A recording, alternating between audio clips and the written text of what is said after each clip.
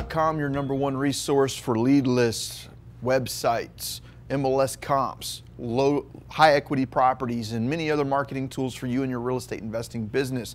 Welcome back to the pre-foreclosure training. We're teaching about making the offer and getting into that property and getting the deal done. So let's look through this. I take this from Grant Kemp. Grant Kemp was one of my mentors. He was a strong mentor of mine, but he always prefaced all conversations, all negotiations with, this is business, it's not personal. You know, if this was up to me, you know, you needed 20 grand, I'd give it to you, but I can't do that and stay in business. So anything I do, I have to make this on a business level decision. And the seller's gonna agree with you. Like, yeah, I understand that this is business for you, you have to make money. They're okay with you making money. But if I go in there with the premise of, I'm here to help you, which you should be, but that should not be your priority. Your priority should be your business. But if you go in with your priority being, I'm here to help you, they're not gonna understand whenever they want 3 months to stay in the house after you've bought it, why that doesn't work.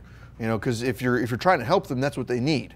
If it's a business decision though, then they can understand why you can't give that to them. So it's best to set the grounds up front that, hey, this is a business decision for me. As much as I want to help, there are certain things I'm just not going to be able to do because it doesn't make sense in a business standpoint. So every decision is made on business, and I need to make sure I set that premise up front. By now, I should already know through our conversations of walking and touring the property, am I dealing with a left or a right brain person? This is going to help me decide how I need to move forward with closing on this deal. If I've got a left brain person, this person is going to be thinking a lot more logically. I want to see numbers, I want to see details, I want to see facts so that way I can formulate and build a decision. If I can get this person like a seller net sheet, what are you going to make? These are the fees that you would anticipate making if you sold it this way. These are what you would expect to pay if you were working with me. Give them the details, details, details. They will love you for it, and that's what they need to make the decision. They're not going to just go in there and make a decision without knowing the facts. If you get in there and you got somebody that's like trying to pull out the details, give them as much as you possibly can. And the longer you sit down with them and just give them numbers so that way they can make a sound decision, the higher the probability you being able to get that property closed is. Just give them tons of information, as much as you think they can handle, and they're going to love you for doing it. Now, if I try to take that same approach with somebody that is a right brain person, somebody that's a little more emotional, a little more talkative, not even so much talkative, but they base their stuff around creativity, art, emotion, just thought processes there, sell them the vision. You know, let's say I go through this property and, you know, hey, I've lived here for 20 years, I raised my kids here, I don't want to move. You know, maybe go in there and start talking about, yeah, but I mean, imagine what this kitchen would look like if we, you know, updated this. You know, have you ever wanted to remodel your kitchen? Get them to start telling you about all the things they would like to see this house. You know, what kind of flooring could we put in here? We get in here, we put in some hardwoods, we open this wall up some, we redo this kitchen. Get them excited about what this house can become. Get them sold on the vision of what you're planning on doing. And a new family will get to come in here, get to enjoy all these upgrades that we've done, and there will be new memories made here, and you can go down the road with some equity, some cash in your pocket so you can live a little more comfortably. It's not so stressful for you, and you can find some place that you can afford, that you enjoy being, and it's already all cleaned up, and you don't have to worry about doing any of that anymore. Get in there on the emotion side. So think about that. Let's look on through. So we've already discussed this before, but we can essentially offer them speed, money, and top dollar. I can't offer them all three. I did another video, I believe a couple videos ago, where I broke down on this a little bit more, but this is where it's going to come into play. My ability to bounce between these three items and remind the seller that, you know, these are the three options you have, you can only pick two, and then figure out how to steer that conversation in a way to maintain all of this going on. We've got that unicorn right there in the middle, but it's rare that that could happen where I could come in and pay cash, top dollar, and fast. It's not going to happen very often. So that unicorn in the middle almost never happens. So I need to remember how to navigate that conversation. If you haven't seen it yet, excuse me, go ahead and rewind back to a couple videos before. I believe that was on touring the property. I don't remember. So provide options. We've also discussed this: cash offer, short term, long term. When I'm making this offer, before I even get to this point, I should be at a state mentally where I've got a pretty good idea of which one they're going to go for. I've already figured out, are they motivated by money? Are they motivated by time? Are they motivated by what? By knowing that, it helps me tailor my offers to best suit that seller's needs. Handling objections. This is where I say you need to grow roots, plant yourself in a seat, and be prepared to just go back and forth and figure out what's stopping them from making their decision moving forward. So if the conversation's going south, what I'm gonna do is I'm gonna end up hitting the brakes. I'm just gonna say, you know what? Hey, I've given you an offer. This offer is not making sense to you. I can see that, and this is what I'm thinking. I'm going back and forth with the seller. I can see that I've made the offer. The rapport, they're pulling back, they're pulling away from me, they're drawing away. I'll change the subject. You know, I'll figure out something else that we can talk about to get that conversation going again. And then once I've got that conversation going again, I'll go ahead and figure out the issue, change the subject, and then come back around to that same topic again whenever it's a better time and a better place mentally. And I'll keep going in and out of that subject. I might go into the subject of the offer. I can see that it's starting to get a little, I'll pull off, continue talking, and then go back again. And I might go back and forth 4 or 5 times, and if every time I get to it, it ends up being this, I might just go ahead and push a little harder and go for it a little bit deeper that time around to see what happens. But you need to constantly move in and out of that conversation to keep the conversation going. And like I said, grow roots, don't accept no. Figure out what the problem is. You'll get pushback a lot of times like, oh, I really need to talk to my sister. Okay, well, do you mind if I just step outside real quick? I got to make a couple of phone calls and, you know, we'll get back on that. Oh, well, you know, this. Okay, well, if your sister's not home right now, what is it that you need to ask your sister? What concerns do you have that we might be able to move forward on? Is it the concerns about the price? Is it concerns about the timeline, where you're going to go? Although that might seem uncomfortable for you, but pull that information out. Don't let them just give you a roadblock and then leave. A roadblock is I need to call my sister. Okay, you need to call your sister. Let me leave. Let me step out on the front porch for 10 minutes and come back in. Okay, if that solved the problem, you're done. All right, well, if that didn't solve the problem and that comes up with another roadblock, get past that one. If another roadblock pops up, let's say, oh, well, I don't really want to discuss that kind of thing with you. And it's like, well, right now we've got 2 weeks before the foreclosure auction hits. And if there's something that's causing you to not want to work with me, is it that you don't trust me? I'll just even say something like that. Get them to open up and give you the real reason why they're not willing to sign a contract with you. So let's figure that out, and remember, don't accept no as an answer. We're going to need to iron out the details. If we've gotten to a point where we're really close in the numbers, we're really close on coming to an agreement, go ahead and get through the details. Reiterate the details of the seller. Okay, you've agreed to sell me the house for $90,000. We'll close by the 15th. You'll get cash minus any debt that's owed against the property. You know, just kind of go through that. I'm going to close with XYZ title company. I'm going to put $1,000 in escrow as deposit. I need a 5-day termination option. You know, however you structure your offer, just go through it all verbally and get them to agree to it. You want to get them to verbally agree to those terms. It's a very important aspect of just them verbalizing an agreement. It will make them more committed whenever it does come time to pull out the paperwork. The paperwork may come across as intimidating, so if I can get them to agree before the paperwork comes out, they are more likely to move forward without struggle. Looking at the next piece, presenting the paperwork.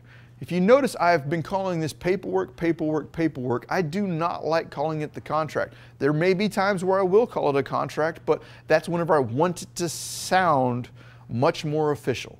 But for the most part, when I'm discussing it with people, I'm going to call it paperwork. Hey, let's take a look at the paperwork and get that knocked out of the way now that we've ironed out the basics of what we need to do. I will explain its purpose. Okay, so you and I have agreed that I'll buy your house for $100 grand. We'll close by the 15th. You'll get cash net minus all liens against the property. You know, whatever details we've agreed to, close at XYZ title company. We've all agreed to that. So what this paperwork's going to do is put all of that in writing so I can submit it to the title company so the title company knows how to process this file. So all we need to do is get all that put down on the paperwork so that way the title company can move forward with their job. Highlight the key points that we've agreed upon, which is extremely important. I just keep going through that over the course of the conversation. And then I will start filling in the paperwork, and I let them watch and see me as I do it. I'll like, so we've agreed that I'm going to pay $100,000, and I'll write that down. We're going to close at XYZ Title Company, $1,000 in earnest money. I'll close by the 15th. This will be a net of this, this, and this. In any terms that we've agreed upon, she can see, he or she can see me fill it in on the paperwork. It builds a level of trust there that they can see that I'm putting in what they told me they wanted, and then I will go ahead and move forward with getting the paperwork signed. I can't put exact numbers to this, but after going through hundreds of appointments with contracts and everything else, very few sellers actually sit down and go through line item by line item and read every single detail. I know when I first got started, one of my biggest concerns and fears is that, maybe I didn't 100% understand this paperwork, or maybe I didn't know this or know that. And what happens if the seller asks me about line 19? Although it's good for me to understand the paperwork and it's good for me to understand what's going on in there, you will be surprised at how many sellers are not concerned with it. And that does not mean that you need to take advantage of them and not disclose very important things to them, but you do not represent them. I don't want to try and make it sound like you're supposed to represent them. But overall, don't get intimidated by bringing out the paperwork. Don't get intimidated by the paperwork itself, because from my experience, on a very rare occasion does the seller actually sit down line by line and try and read the paperwork. So just some details to throw out there. Here's a list of potential documentation that you're going to need while you're at the initial appointment. You're definitely going to want to get your purchase agreement signed. Third-party authorizations. We're dealing with foreclosures. Third-party authorizations give you the ability to communicate with the bank. This is the seller telling the bank that I'm giving this person the right to discuss my matters with you. You need to get that signed. You'll have examples of these documents in the resources section below, and if you have questions about them, ask some questions below.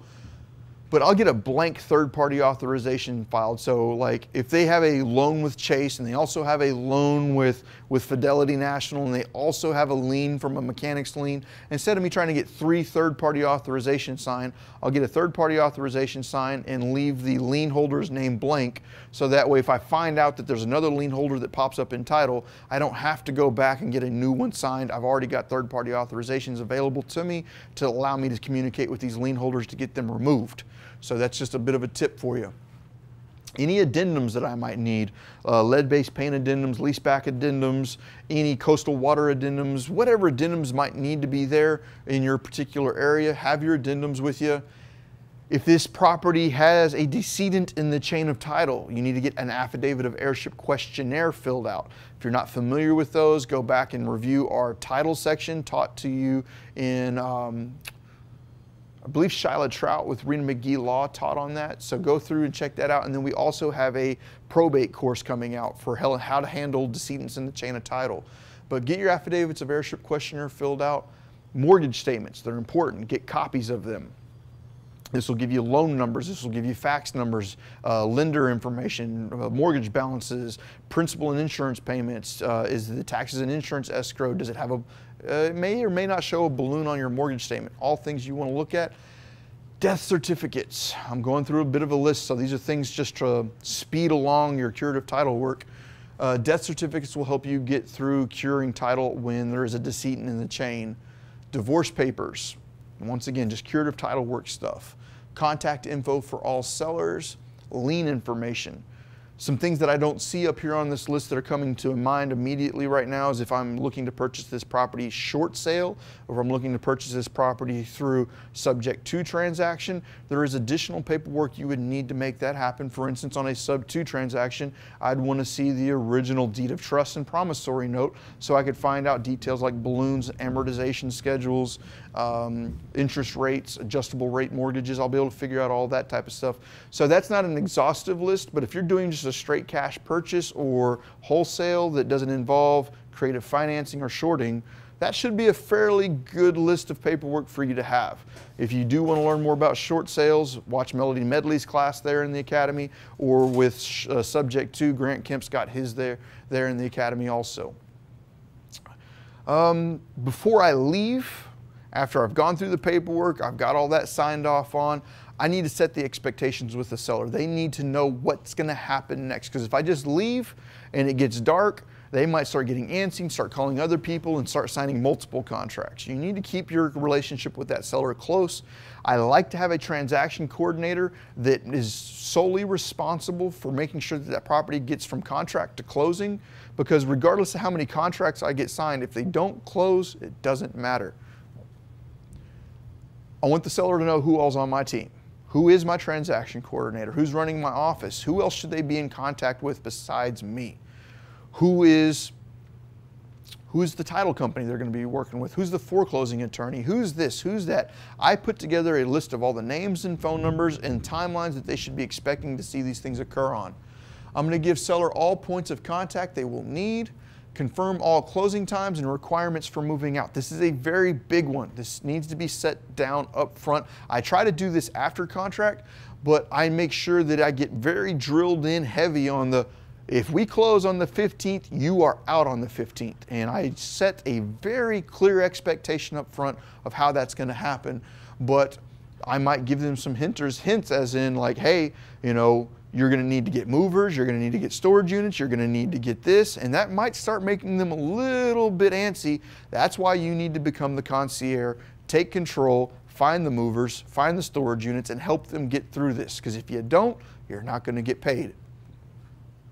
And then last but not least, remind and assure them that you're on their side, you're there to help. If they have questions, reach out to you. If they're struggling to get something accomplished, reach out to the transaction coordinator so that way they can help get you through and get to the closing table. The only thing that matters at this point in time is you got the contract, it has to get to the closing table. And if you work a lot of foreclosures and you're getting towards the end of the month and you got 5 or 6 files all going to auction, it can get hectic at the end of the month. You know, in Texas, it's always first Tuesday. That's when all properties go to auction. All real estate investors take Wednesday, Thursday, and Friday off after that. I'm saying it as a joke, but it's stressful at the end of the month. Okay, another little nugget that I try and do while I'm at the house before I leave is call the bank. Have the seller hop on the phone, call the bank, request the payoff and reinstatement right there. It's important. Especially if we have a short deadline, if I can get the seller to hop on the phone right then and there and request the payoff and reinstatement, I might be able to get that over the phone. And if nothing else, I at least get the process started where it can get done in 24, 48, maybe even 72 hours. But that saves us from going the next morning, submitting to title making the request, and then a week and a half, 2 weeks later, finally getting it. We can't do that. Call right then and there and request the payoff reinstatement. I also am going to have the seller request the bank add me, my team, anybody that's on my team that needs to communicate with that bank, as to add them to a temporary authorized user or a temporary third-party authorization.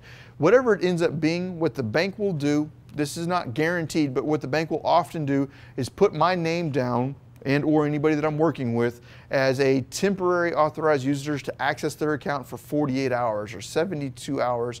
And that will give me the time to go ahead and fax in my third-party authorization and get that imaged into their system. It's an extremely important piece to this, and we'll talk about this on the next slide. But make sure you get your third-party authorizations in, but this will give you the ability to communicate before that is imaged. It can take a while to make that happen. Confirm all sale dates for the foreclosure while I'm on the phone. Mr. or Mrs. Banker, I show here that it shows that you're going to auction on Tuesday the 3rd. Is that correct? Yes. Perfect. No. Well, then when is it? You need to find out this information. If they say no, do not accept that as a no. Might want to call back once or twice to reconfirm. There's been more than once I've asked a bank, is there a foreclosure auction set? And they said no when there was, so don't always assume that that is correct. And then I also need to find out while I'm on the phone with the bank that night who to send my information to and where.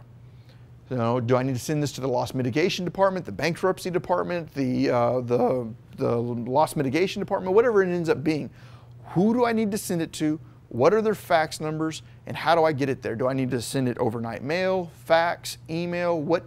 How do I deliver my third-party authorizations and any other documentation I need to send to them? How do I do that? We'll discuss that in the next class on how to get the foreclosure stopped. So this has been the appointment section of the Foreclosure Academy with Propelio.com. If you have questions, drop them in the comments below. This is kind of difficult to do. Like literally I'm staring at a black box right now, so I don't get the feedback. I don't know if I'm going too fast, too slow, not enough information, too much information. So give me some feedback on how I'm doing, and you know, I'll do my best to make these as good as I possibly can. So appreciate you, and let's go on to the next class.